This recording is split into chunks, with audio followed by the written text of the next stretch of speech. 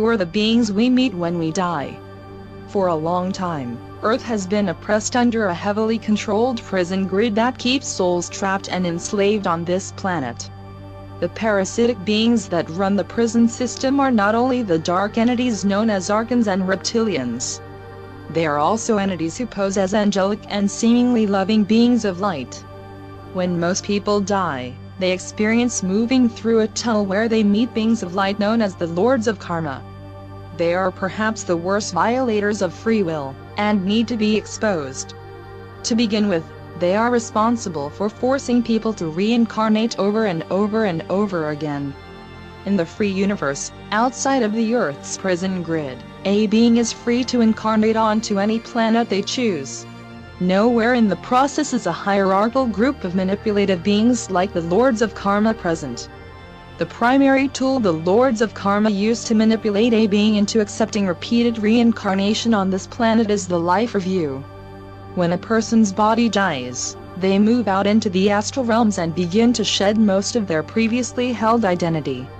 If this process were allowed to occur without interruption, the true light of that being would emerge from within them and release layer upon layer of limiting beliefs generated in that incarnation. However, within the prison system, what happens is the Lords of Karma intercept that being just as their light is starting to emerge from within and surround them in a dazzling display of colorful external light. This is why most people with near-death experiences report going through a tunnel of light.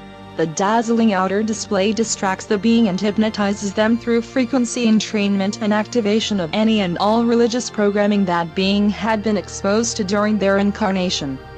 The Lords of Karma and other members of the false light hierarchies such as the archangels and ascended masters will often be present in the background during this process. As the individual is filled with a feeling of universal love and connectedness, they are told that this feeling is coming into them from the external beings of light that surround them. However, this feeling of universal oneness and love is actually emerging from inside the person and is being reflected back to them by the Lords of Karma. The individual doesn't have any time to reflect on what is happening because they are quickly moved into the life review phase of the process. They are shown a little movie of their life which focuses only on the disappointments, unfulfilled desires, painful experiences and hurtful actions the person experienced during their life. Through this biased and manipulated life review, the being is made to feel bad about their life, which is exactly what the Lords of Karma want.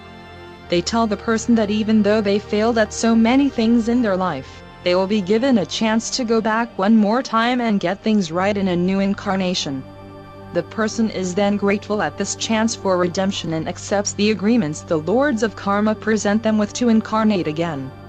After agreeing to reincarnate, the person is then sent to a heavenly realm in the middle to upper astral realms to await reincarnation. This realm is nicely decorated with simulations of nature, lovely views, and a staff of beings who pose as guardian angels who make sure those beings go back to Earth when their time comes. Of course, those guardians are actually parasitic sheep herders tending to their flock, and there is no allowance for people in this realm to go elsewhere. As if the content of the person's unhealed wounds, painful regrets, and unfulfilled desires isn't bad enough, they are presented with an even more brazen deception. Karmic transference. The person is shown what they are told is their own past life where they committed horrible crimes. They are told that they need to continue incarnating into adverse and difficult conditions in order to pay off that bad karma. In reality, the life they are shown is not their own. It is the actions of some other being closely aligned with the Lords of Karma who made pacts with them to avoid taking energetic responsibility for their actions. Some of that criminal being's malicious energy is then projected onto the individual who is being tricked into believing they were once that horrible criminal. The person then takes agreements to pay off the bad karma. This is done to coerce the person's agreements to reincarnate and take responsibility for crimes they did not commit, ensuring that the person's next life is going to be filled with undue hardships. This karmic transference allows those dark entities aligned with the Lords of Karma to avoid repercussions of their own actions. Coerced soul contract agreements. One more very important aspect of the agreements that are forced upon people by the Lords of Karma are the original soul contracts that the people coming into the prison grid are forced to make in order to gain entry into the system. Many of us came from the free universe to help dismantle the prison system from within, and the Lords of Karma imposed an extensive list of coerced agreements upon these free souls in order to limit their effectiveness.